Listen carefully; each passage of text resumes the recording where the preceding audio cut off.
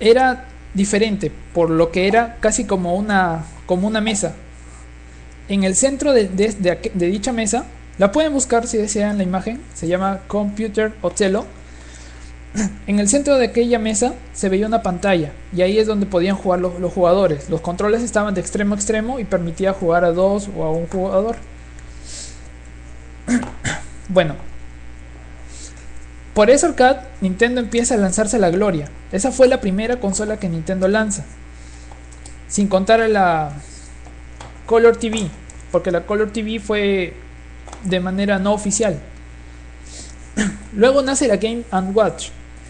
¿Cómo es la Game & Watch? La Game & Watch era como los que ahora son la 3DS y la Nintendo 10, sino que obviamente no tenían tal calidad gráfica, y en el caso del 3DS no tenía el Circle Pad, solo tenía la cruceta. Pero veamos, ¿cuándo nace la Game & Watch? En los años 80 los videojuegos ya estaban en lo que se podía considerar la etapa de infancia, técnicamente, ¿no? Pues por si no sabían, primero salió la Game & Watch y luego sale la NES. Pero como esta primera parte se trata de Yokoi, solamente voy a hablar de los logros de Nintendo y luego seguirá Miyamoto, y al final una cronología por todas las consolas que ha tenido y algunos de sus juegos emblemáticos. La Game & Watch nace por la genialidad de Yokoi. Se cuenta que una vez Yokoi estaba viajando en un tren y vio cómo un chico jugaba con su calculadora. Entonces se le vino a la mente cómo llevar los videojuegos del arcade, de la mesa grande, a una máquina más pequeña y que quepa en un bolsillo y jugar donde quiera que sea. De esta manera nace el concepto de Game & Watch, que son unas pequeñas máquinas con juegos simples. Pero acá es donde se marca el hito en la historia de los videojuegos, porque Game & Watch es la primera consola que incluye una cruceta, la que nosotros usamos para movernos normalmente. Antes se utilizaban los sticks, que eran como unas palancas grandes, que ahora se ve normalmente en las arcades, ¿no? Como se puede apreciar en estos momentos, es el logro más grande que tuvo Yokoi, pues el diseño que se utilizó para crear el Game & Watch se ha utilizado para la Nintendo 10 y la actual 3DS. Luego del éxito de la Game & Watch, a Yokoi se le otorga un departamento, el departamento de investigación y desarrollo número 1. Yamauchi le otorga el departamento para que él lo dirija.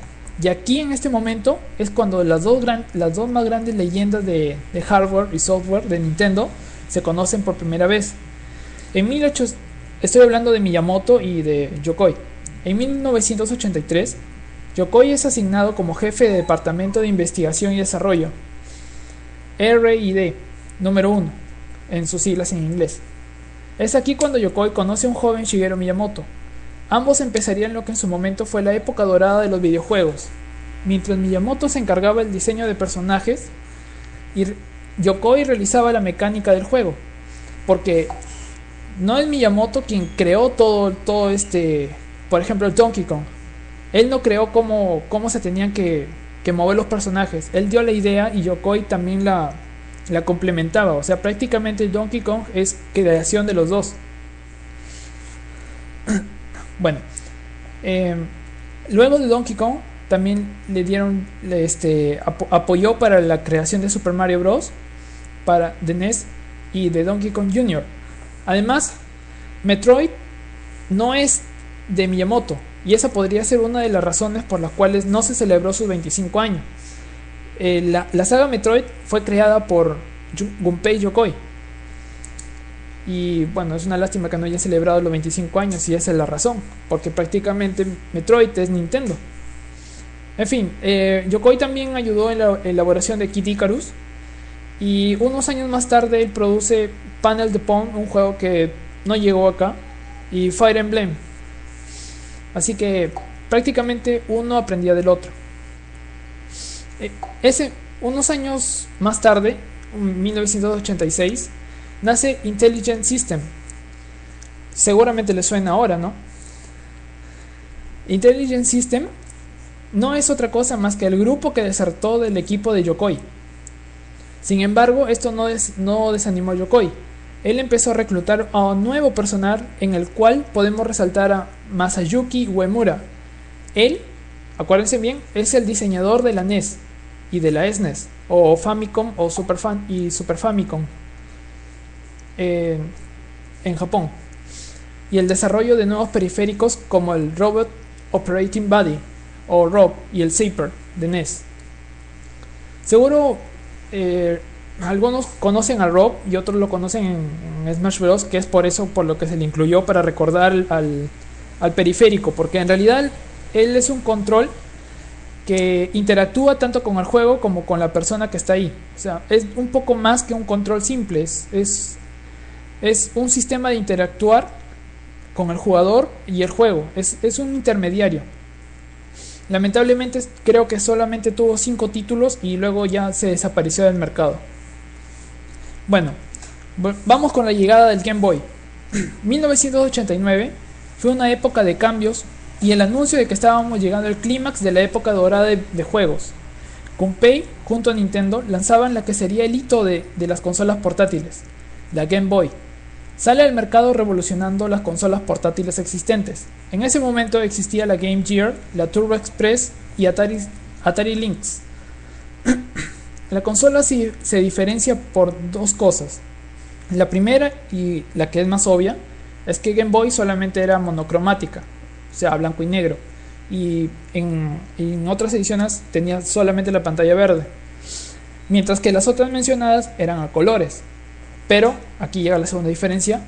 A cambio de esto, la Game Boy tenía mucha más duración por su poco consumo de energía, mientras que las otras duraban menos, algo que se está presentando últimamente. Además, la Game Boy ofrecía la posibilidad de cambiar cartuchos. En resumen, Game Boy era obviamente la sucesora de Game & Watch, y además incluía el sistema de cambio de cartuchos como en la Famicom o NES. Los directivos de Nintendo querían lanzar un Game Boy con colores, o sea, en lugar de la Game Boy querían lanzar la Game Boy Color. Pero Gunpei se opuso rotundamente, pues esos años lanzar algo así sería muy costoso, y debido a esto se impuso la meta de desarrollar una consola portátil que mantenga lo positivo del Game Boy y luego agregarle los colores sin que consuma mucha energía. Esto produjo un efecto de beneficio doble, pues si bien se demoraba en salir el Game Boy Color para brindar un buen producto, el Game Boy se llenaba de juegos y de paso de dólares para Nintendo.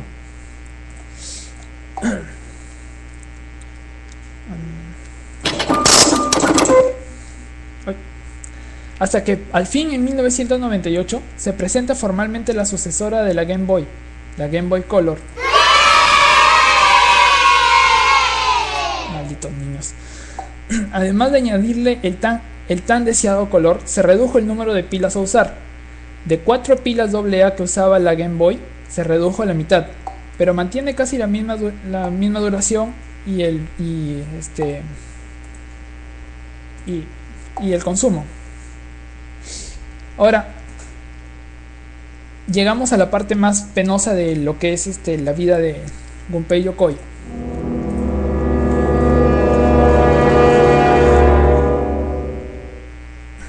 El fracaso de la Virtual Boy y el declive de su carrera. Decir Virtual Boy a un nintendero o nintendera es como mencionar al diablo en una iglesia prácticamente, aunque no creo que tanto, pero más o menos me entienden, ¿verdad? Virtual Boy tuvo un concepto muy original y fresco, pero pecaron mucho en confianza, como lo han hecho recientemente con el 3DS al elevarle el precio, y eso ha desestabilizado el mercado un poco. Lanzaron el producto sin pruebas completas. Virtual Boy fue el último trabajo que hizo Gunpei en Nintendo. La idea era realmente simple, como acabo de mencionar, y compleja por su ambicioso concepto. La idea era crear una consola híbrida, o sea, que sea casera y a la vez portátil. La consola, como ven, no se conecta a la televisión, pero se tiene que mantener en una mesa Y al no conectarse a una televisión pasa también a la vez a ser un portátil, porque tú puedes puedes poner tus ojos en los visores. O sea, es prácticamente un híbrido. No se le puede considerar consola de sobremesa y tampoco se le puede considerar consola portátil del 100%. La idea era que al ser la consola híbrida tendría que generar gráficos estereoscópicos en 3D sin que cueste demasiado.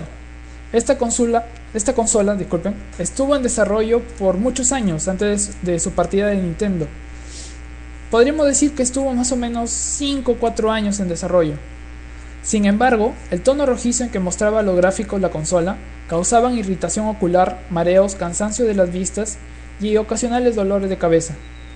Esto fue lo que causó el declive de Nintendo y por consiguiente del creador de la consola. Se vendieron tan pocas consolas que Nintendo decidió no lanzarla en Europa. Por ello, Gunpei se sentía frustrado y a la vez agobiado por el maltrato que recibía de algunos colegas que alguna vez llegaron a elogiarle. Sin poder soportar más esto, Gunpei planteó su renuncia el 15 de agosto de 1996. Felizmente Gunpei no se quedaría así de manos cruzadas. Tomó sus cosas y creó una nueva empresa, Laboratorios Koto, donde empezó el desarrollo de la que sería su reivindicación con la WonderSwan, para competir con la Game Boy Pocket que curiosamente él diseñó. O sea, la WonderSwan iba a tener más ventaja que la Game Boy Pocket, puesto que él sabía cuáles eran sus fuertes y cuáles eran sus debilidades. Ahora pasamos a lo que preguntó Carlos Cueva: la muerte de un héroe y el nacimiento de su leyenda. Gunpei era conocido por su espíritu emprendedor y amable. Tristemente el destino le tenía preparado un final digno de un héroe. Fue un 4 de octubre, mientras Gunpei viajaba junto a Etsuo Kiso, era un hombre de negocios de Nintendo. Quizás se rumorea que quizás era para recontratarlo o afiliar su nueva empresa como una subsidiaria. Pero lamentablemente no llegaron al destino. Sufren un accidente, pero no era muy grave, dejando herido a Gunpei con algunas de sus costillas rotas. Gunpei, aún así herido, se apresuró a ayudar a quienes estaban en el otro auto siniestrado. Lamentablemente, un tercer auto pasó por el lugar del accidente y impactó contra Gunpei, lo arrolló y de esta manera su vida se apagó. Bueno, de todo esto solamente podemos recalcar que Nintendo nos ha dejado Gunpei nos ha dejado un legado de perseverancia, de optimismo y esfuerzo. Saber que hacer las cosas bien no es suficiente, tienes que poner todo de tu parte para poder lograrlo. Él realizó grandes obras en Nintendo, gracias a su imaginación e ingenio. Mantuvo su postura para no perjudicar su producto, aunque las cabezas se le venían encima. Yokoi nos mostró lo grande que puedes lograr que crezcan tus ideas con solo esforzarte. Un mundo de sueños que Nintendo ahora con Miyamoto e Iwata están guiando para las nuevas generaciones. Bueno, nintenderos y nintenderas del Perú y de toda Latinoamérica y del mundo, que sé que me están escuchando, hemos llegado al final de esta primera parte. En un próximo podcast sigue Miyamoto, el nuevo héroe, junto con Eiji e Iwata. Bueno, los espero en Facebook, también el próximo domingo, que va a ser el podcast Giacomo. Le deseo toda la suerte y que no se ponga nervioso como yo. Y espero que nos sigan en el chat, en Facebook, en Spreaker, en Twitter y en YouTube. Un saludo para todos y los veo en Facebook. Ahora vamos a pasar por su ronda de preguntas si es que las tienen. A ver. Bueno, no hay preguntas. Entonces creo que quedó claro mi tema. Un saludo para todos y cuídense.